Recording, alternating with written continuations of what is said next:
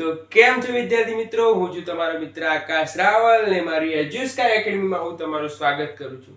હવે મિત્રો આપણે સ્વાધ્યાય 7.2 ની અંદર બીજો દાખલો એ આપણે જોયેલો વિભાજન સૂત્રની મદદથી. હવે અહીંયા પણ સેમ ટુ સેમ વિભાજન સૂત્રનો પણ ઉપયોગ થશે.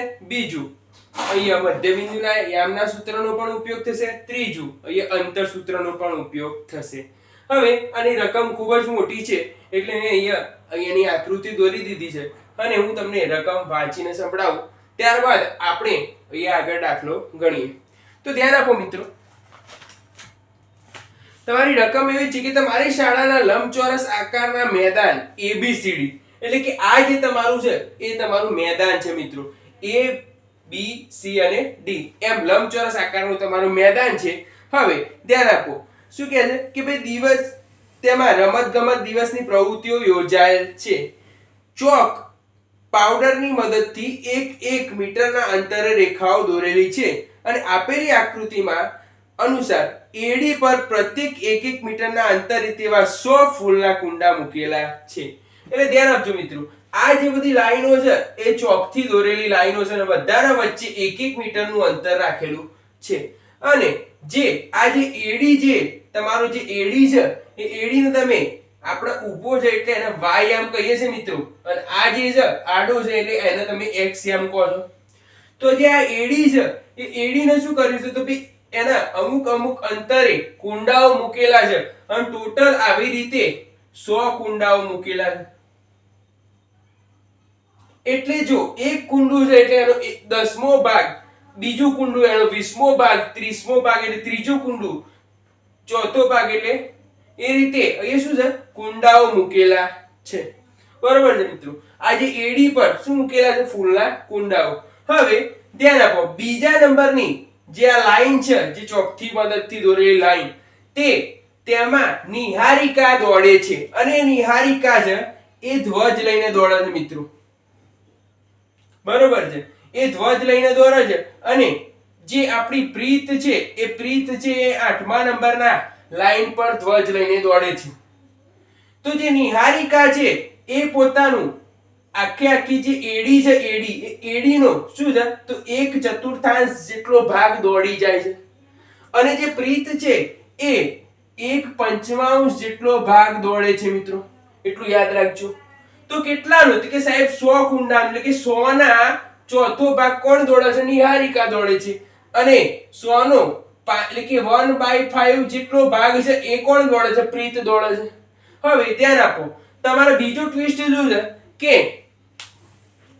આ બંને વચ્ચેનું અંતર શોધવાનું છે મિત્રો.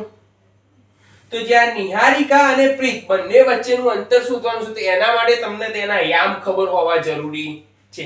તો મિત્રો એના યામ શોધવા હોય મારે તો એના યામ શોધવા માટે ધ્યાન આપો, જો તમારો x અક્ષ છે તો નિહારિકા કયા નંબરના યામ પર દોડે છે?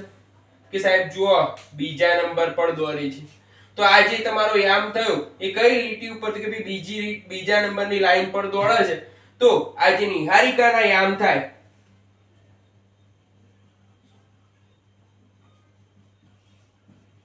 એનો x યામ જે થયો એ કેટલો થયો કે સાહેબ એનો x યામ થઈ ગયો 2.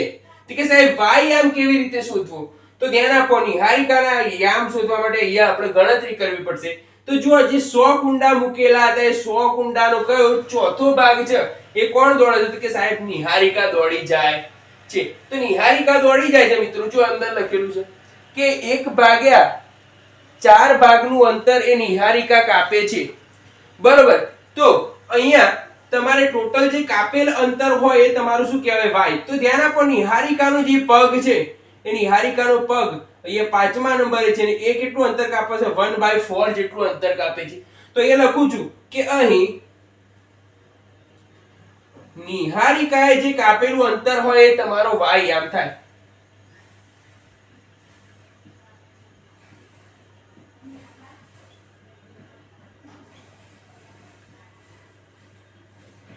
તો ભાઈ કેટલાના 1/4? તો કે સાહેબ 100 ના 1/4 ગુણ્યા કોણ કે ભાઈ 100 ના 1/4 કહેવાય. બરોબર, નિહારિકાએ અંતર કાપેલું છે. તો ધ્યાન આપો, એ કેટલા થઈ જશે? તો ભાઈ 25 ચોક 100 થઈ જશે. તો ધ્યાન આપો, અહીંયા અંતર કેટલું કાપ્યું નિહારિકાએ? તો ભાઈ નિહારિકાએ કાપેલ અંતર છે 25 એકમ.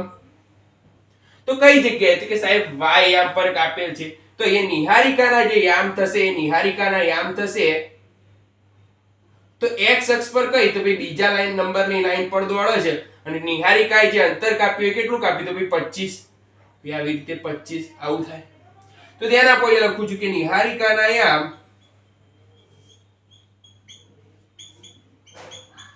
એટલે આપણે n લઈએ, n ના યામ કેટલા થાય? તો 2 અને 25. ત્યારબાદ એ જ રીતે મિત્રો આપણે પ્રીતના યામ પણ શોધવાના છે. તો ચલો પ્રીતના યામ શોધવા માટે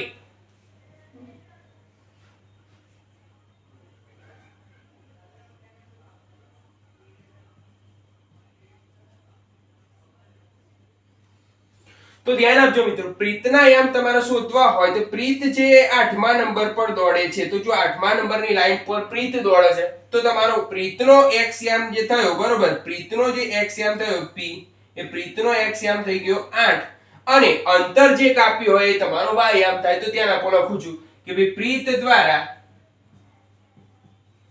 કપાયેલ અંતર કેટલું થાય છે? તો ભાઈ પ્રીત દ્વારા કપાયેલ અંતર છે એ તો ટોટલ 100 હતું મિત્રો અને એમાંથી કપાયું 1/5 જેટલું, તો 20 પંચા અહીંયા થઈ જશે 100. તો પ્રીત દ્વારા કપાયેલું અંતર 20 એકમ થાય. બરોબર છે. તો અહીંયા પ્રીતના યામ થઈ જશે, તો જો 8મા નંબરની લાઈન પર દોડશે તો 8 અને કપાયેલ અંતર થઈ જશે 20 એટલે 8 અને 20. તો અહીંયા લખું છું કે ભાઈ પ્રીતના યામ, તો પ્રીતના યામ થશે p કેટલા થશે? 8 અને 20. તો ધ્યાન આપો મિત્રો, બંનેના યામ તમને મળી જાય છે તો સૌથી પહેલા તમારે બંને વચ્ચેનું અંતર શોધવાનું છે. તો એ લખું છું કે નિહારિકા અને પ્રીત વચ્ચેનું અંતર np બરાબર, તો ધ્યાન આપો, એ લખું છું np બરાબર અંતર સૂત્ર આપણું x2 - x1 નો સ્ક્વેર વત્તા y2 - y1 નો સ્ક્વેર. તો ચલો નિહારિકાના યામ છે એને હું અહીંયા લખી નાખું તો n બરાબર 2 અને કેટલા? 25. તો ધ્યાન આપો, આ આપણો થઈ જશે નિહારિકા, np શોધવાનું છે તો n પહેલા નંબર પર છે તો n ના યામ x1 y1 થઈ જવાના અને p ના યામ થઈ જશે x2 y2. ચલો આપણે શું કરીએ છીએ મિત્રો? તો અંતર સૂત્ર શોધીએ તો np બરાબર x2 - x1, તો x2 કેટલા છે? 8 x1 કેટલા છે? તો કે સાહેબ 2 નો વર્ગ વત્તા y2 - y1, તો 20 જો કેટલા છે? 20 - 25 નો વર્ગ. ચલો હવે શું કરીશું મિત્રો? આપણે એનું સાદું રૂપ આપીએ તો 8 માંથી 2 જાય તો 6 નો વર્ગ વત્તા 20 માંથી 5 જશે એટલે -5 નો વર્ગ.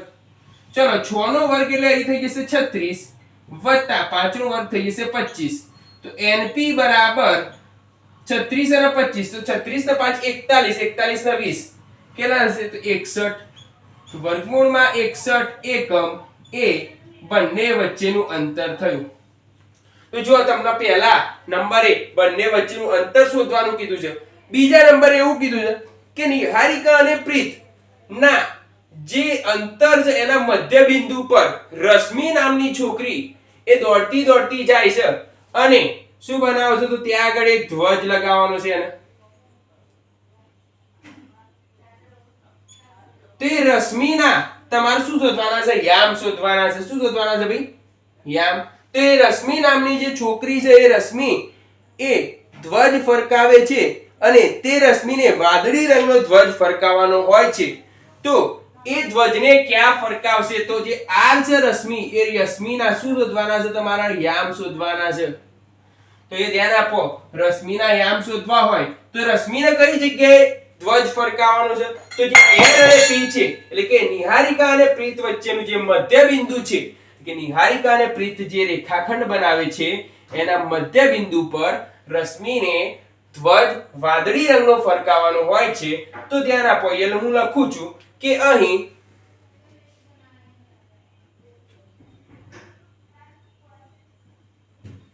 રશ્મિ એ નિહારિકા અને કોણ છે બીજું પ્રીત બંને વચ્ચે ના મધ્ય બિંદુ પર ધ્વજ કે ભાઈ વાદળી રંગનો ધ્વજ ફરકાવવાનો છે.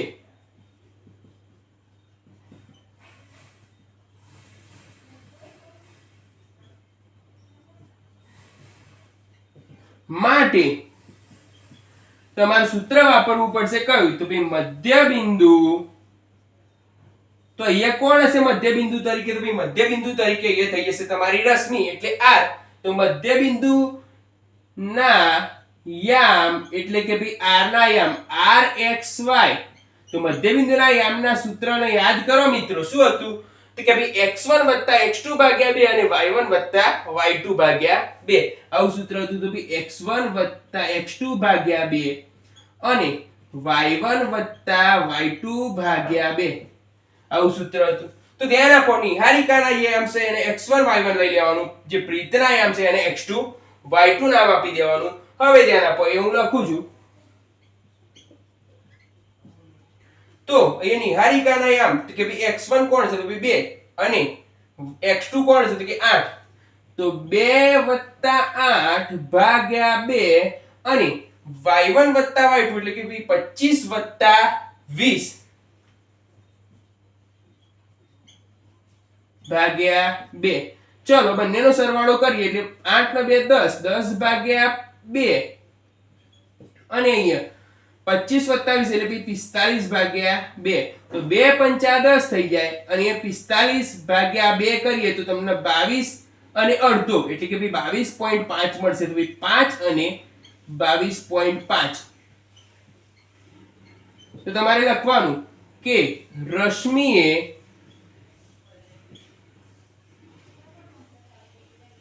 rxy એટલે કે ભાઈ શું તો ભાઈ 5 અને 22.5 ના યામ પર ધ્વજ ફરકાવવાનો રહેશે. તો આ મિત્રો આપણો જે સ્વાધ્યાય 7.2 નો ત્રીજો દાખલો એ પૂરો થાય છે. આ દાખલાની અંદર કોઈ પણ જગ્યાએ કોઈ તકલીફ પડી હોય અથવા કોઈ પણ સમજણ ના પડી હોય તો તમે કોમેન્ટ બોક્સની અંદર લખી શકો છો. અને આ જે 10મા ધોરણના ગણિતના લગતા કોઈ પણ પ્રોબ્લેમ હોય તો તમે મને મારા WhatsApp નંબર પર તેનો ફોટો પાડીને શેર કરી શકો છો. તો હું તમને એનું સોલ્યુશન ત્યાં આપી દઈશ. ધન્યવાદ.